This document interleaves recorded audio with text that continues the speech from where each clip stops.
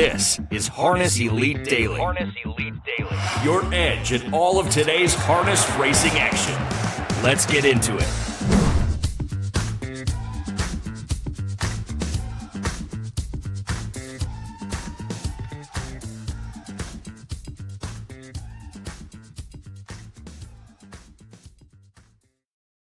Okay, welcome to Harness Elite Daily. I'm JB. I'm your host. Today is a Monday. It's May 18th, 2026, and really looking forward to a week of solid racing action all across the United States and Canada.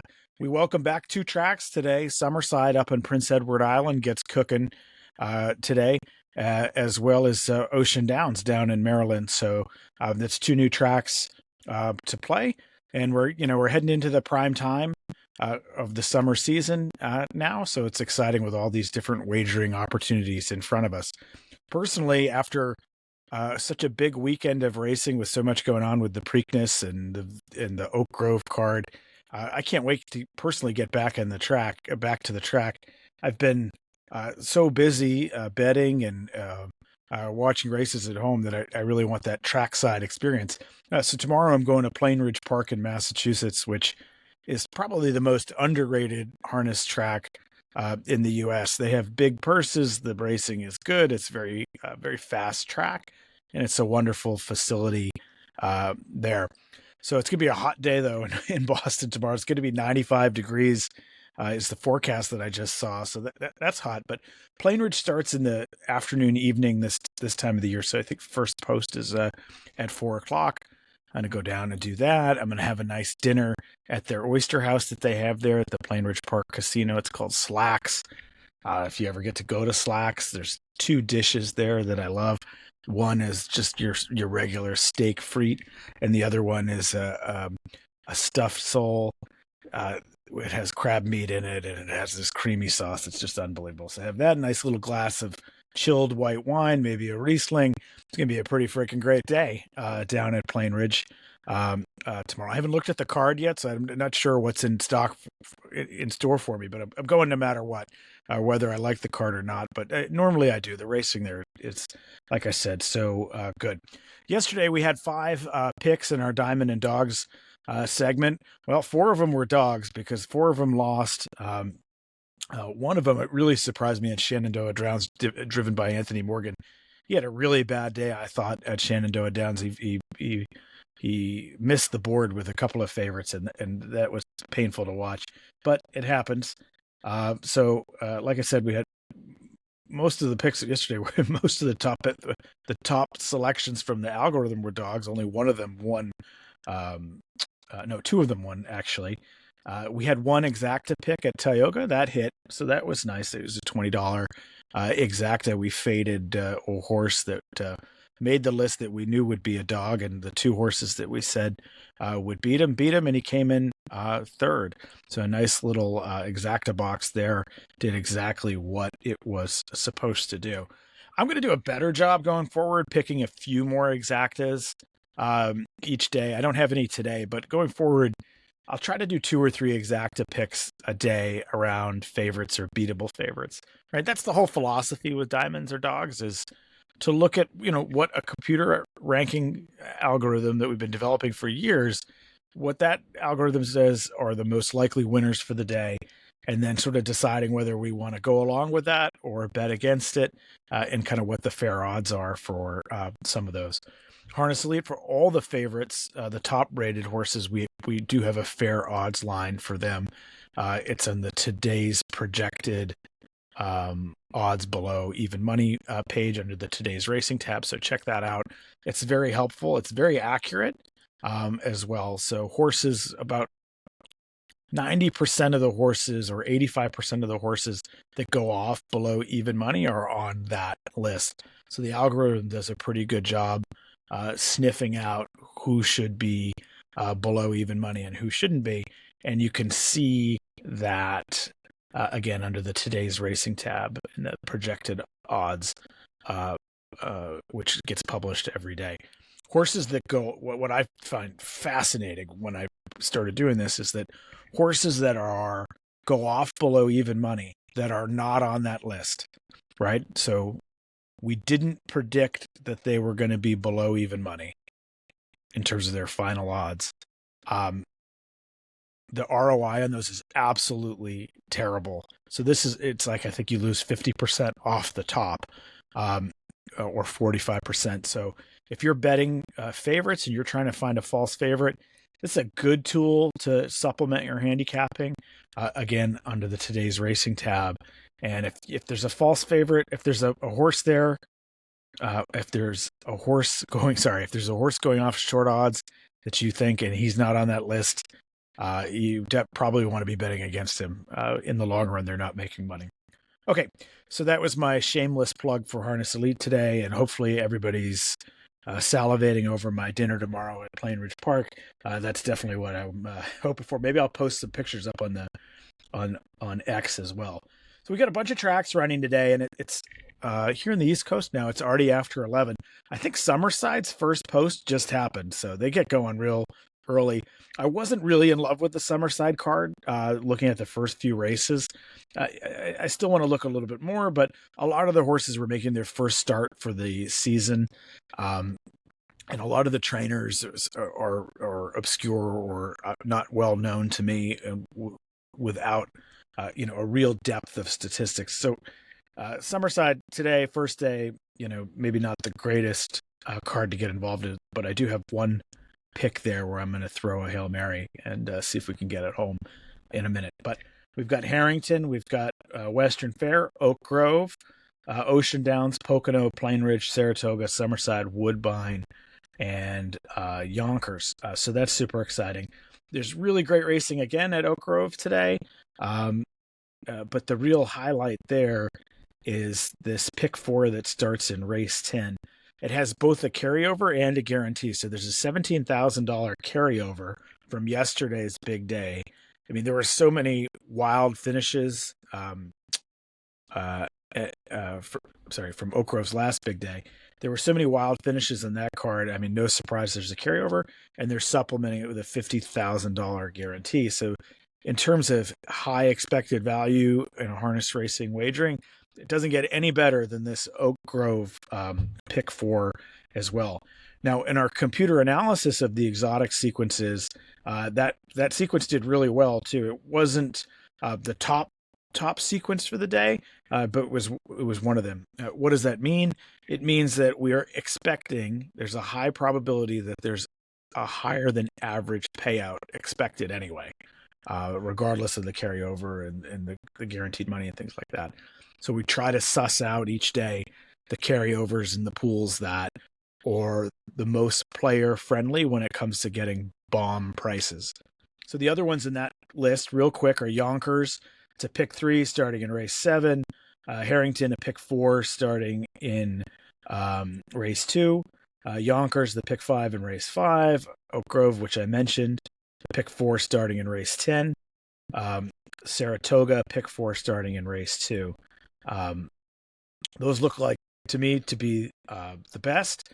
There is some good racing today at Yonkers in the form of an open race and an invitational that look pretty juicy.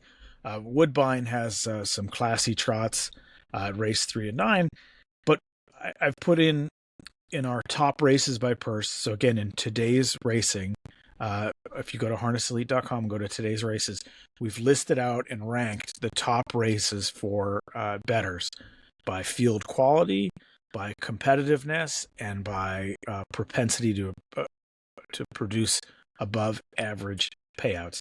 So we do that every day for all the top races. I think it's the top 40 or 50 get ranked. So it's a great place to start, especially if you're looking for the most bettable races of the day if you're a value handicapper. What I find, by making sure that you're focusing your handicapping on the classiest races, those horses are more likely to run either true to form, overcome sort of post-position issues. You're more likely to have competitive races where you know for a fact all the horses are in it to win it.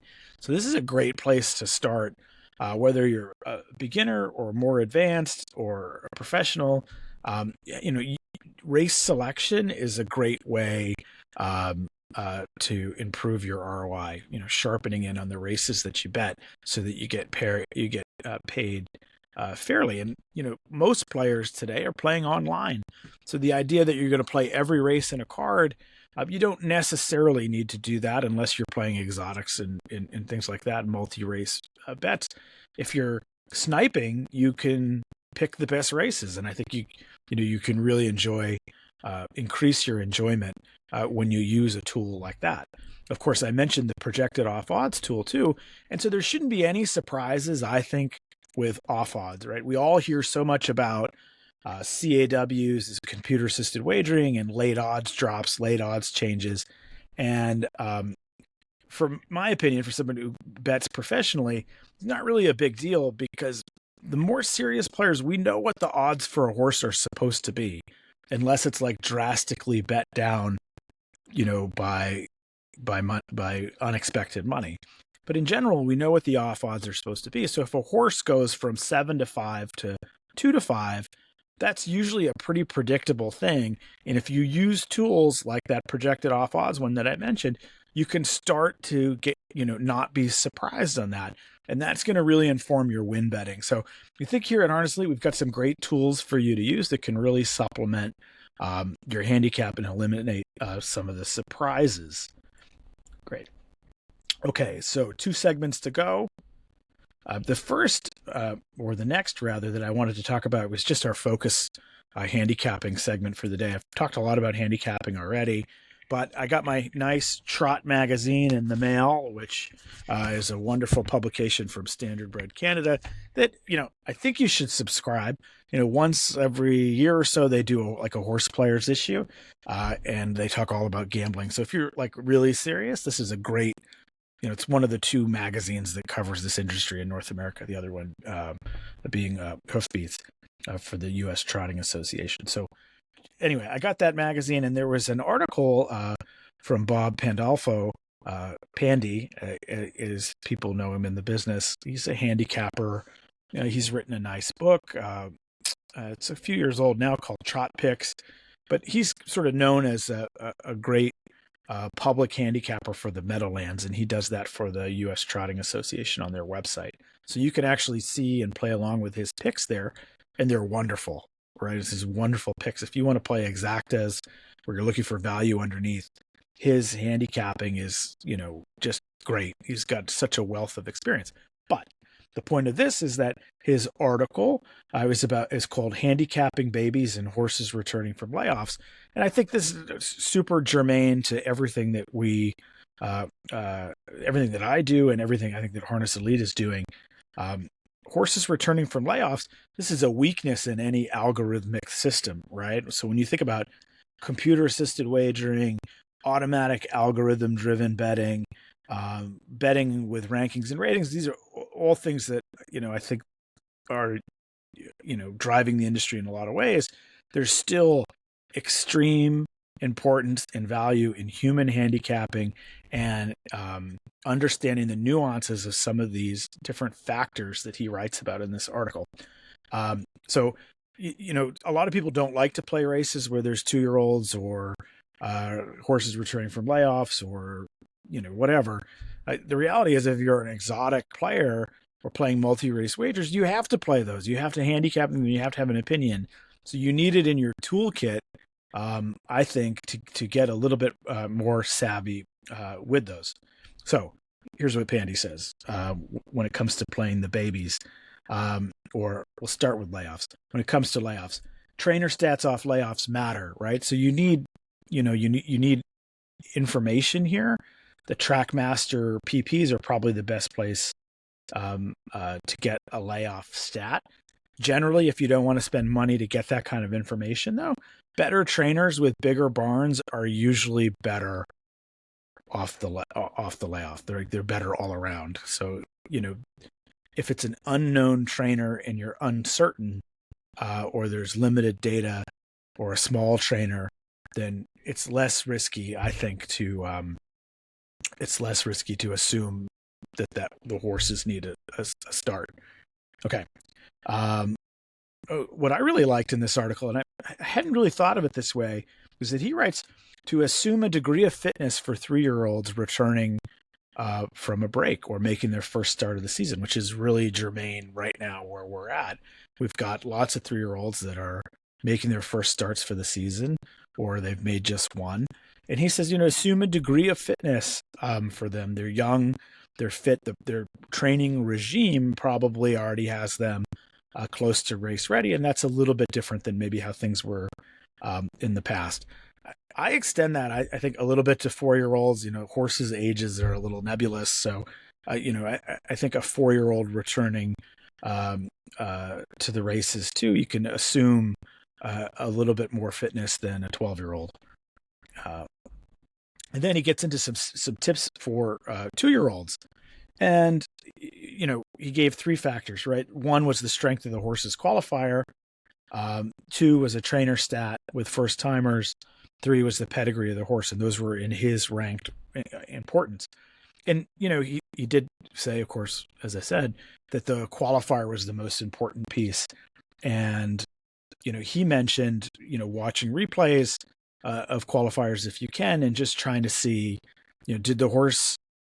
was the horse competitive in that he finished strongly or had more in the tank still? So looking a little bit beyond time, so not just going on time, but did the horse show something? I extend that concept to, did he come off the rail? Did he finish strongly? Pandy says that too, if he finished strongly. But if there's any positive other than the time, then I'm really interested. Then I consider it to be a good qualifier, right? So any positive other than time, to me, is a good qualifier. 2 qualifiers are better than 1. A qualifier driven by a driver, I think, is better than one driven by a trainer. On and on and on and on, right? That we could do with this. But I think his basic 3 rules of the strength of the qualifier, did they show any positives, trainer stats, pedigree, I think those are all great. And, if you're watching a replay, was the horse loaded in the stretch? Was he able to finish really strongly with something still in the tank? And if you're new to harness racing and you don't know what this means, and this is the same way you watch any race, a horse that's like,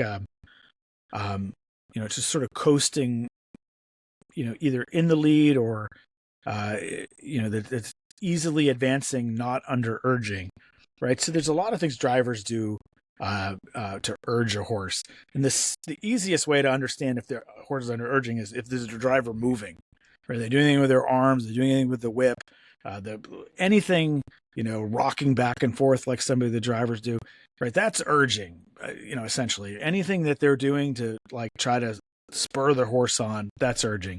But the positive here is that horses that are not under urging, but that are eager and sort of finishing on their own, eager in a good way, right? Eager and finishing on their own, they tend to be, they're loaded, they're ready to go for their next start. So anyway, that's how I like to think about it too. Do we see anything in the stretch that's interesting? Okay. Next up, diamonds or dogs. We'll go through just the top ranked algorithmic picks of the day, and you can decide whether you want to play them or whether you want to fade them. I know we've got a couple, I think, mortal locks in here that are going to win, but they're going to be really short prices. So the first one, Oak Grove, race 10, the number 9, Always Tell the Truth, driven by Brandon Bates. He's ran his last, 2 of his last 3 runs have been from this post. He's definitely the best horse in the field. He hasn't won from this post, but I like that it's the same horse and driver from this, post, and that I think he can figure out how to get it done now that he's had a couple cracks at this. So I actually see that as an advantage for this horse today, because he's definitely the dominant horse statistically, but he might not get bet down super low because of those poor finishes. But one of these times he'll win, and I think it's going to be today. Okay, Pocono 13 race, Pocono race 13, number 7, High Impression, driven by Kakali. Third off the claim, he can win at this level. He's, I think, run 2 clunkers in a row, and this is definitely an easier race. And if he can run back to any of this pre-claim form, which is not that long ago, it's only, I think 2 weeks ago, he should win easily, regardless of the outside draw. So this one is just a return to form, and I liked it because I think we can get value here again because he hasn't run well the last 2 times, but he is a dominant type horse. So it's not like he's going to be 5-1 or 6-1. He might be 2-1. He might be. Maybe, right? We'll see. Probably the best guess is that he'll be the favorite, but not, probably not 1-9. But, I could eat my hat there and be totally wrong. It wouldn't be the first time with some of this stuff. I didn't check the projection tool to see what the projected off odds are. So I should probably use our own tool to do that next time. All right, Oak Grove, race 6, number 2, Little Rockstar, also driven by Brandon Bates. I really like this one. The early speed profile for this race, or lack thereof of early speed, sets this horse up for a closer trip, a cleaner, easier race than the past races. The late speed threat seems minimal here. There's some other good horses in the race, but the drivers, I'd say, are not necessarily regulars. So there's a lot of positives, I think, for Little Rockstar to actually get this done today. So 2 picks with Brandon Bates today. Brandon, you better bring us the money. All right. Harrington, race 7, number 3, Katie's Song, driven by Montreal Teague. I do think this horse is getting an easier field today. I think he's going to get away at worst in the pocket. We do a pace projection, and the 2 different models that we use for pace projection both showed he's either in the lead or in the pocket. And again, he looks like a dominant horse, and this looks like a spot that he can win in. So I like this one as well. Okay, Harrington 4, number 4, Akako Hanover. I think that's how you say it. I got to listen to the race and get this down. When I started doing this podcast, I never realized how hard and obscure some of these names are and how easy it is to chunk them. But okay, Harrington 4, number 4. I think this horse is going to make the lead. This is a really competitive heat, though. I was surprised. There's a lot of really good horses in this. So I think he's going to make the. I think he's going to make the lead. And what does that mean for the rest of the race shape? It means I think the likely co-favorite or second choice is going to be in the pocket. That didn't scare me that much because I do think our horse is dominant. But I think the 2 will be in the pocket, and he might have an easy time getting in the pocket. So certainly a threat there.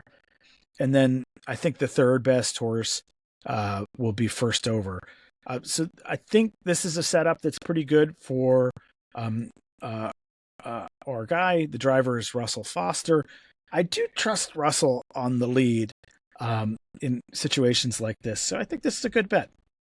Okay. Harrington 5, number 8, Stevens Saloon. All right. He's in the 8 hole. Jason Thompson. No real concerns there. This horse has been doing okay at this level from wide draws. I think this is a really competitive and great, exciting race to watch. And I actually am going to make sure I tune into this one today.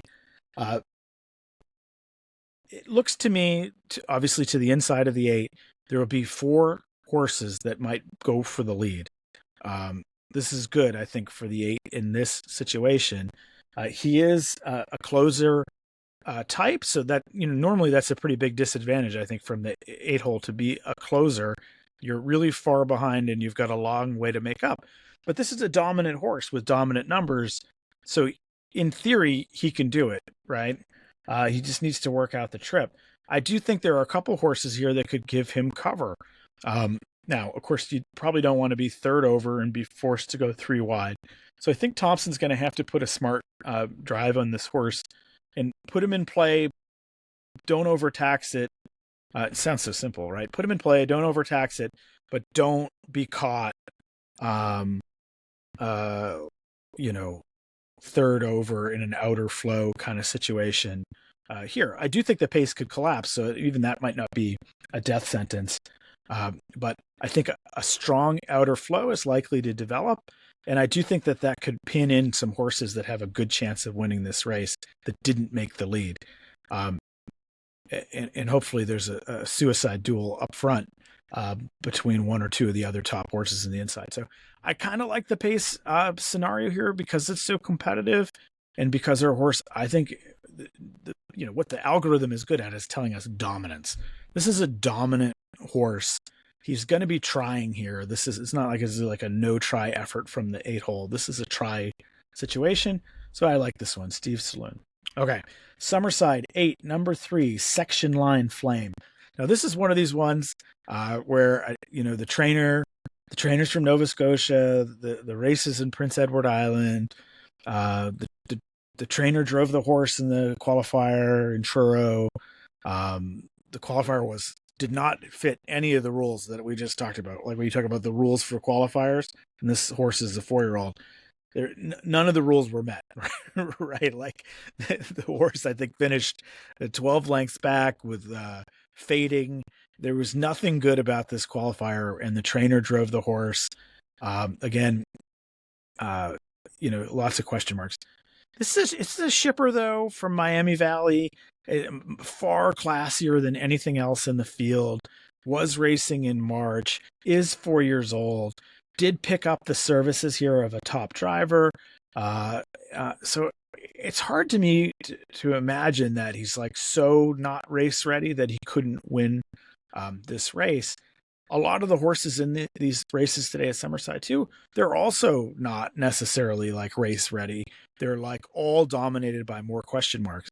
And when I looked at this particular race, so the post is fine, the driver's fine. The horses to the inside, right? So of course, Summerside's your standard half-mile track. There's a huge advantage to the inside post.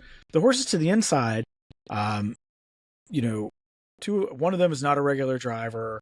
Neither of them looked better or more fit than this one, maybe with the exception of better qualifying times.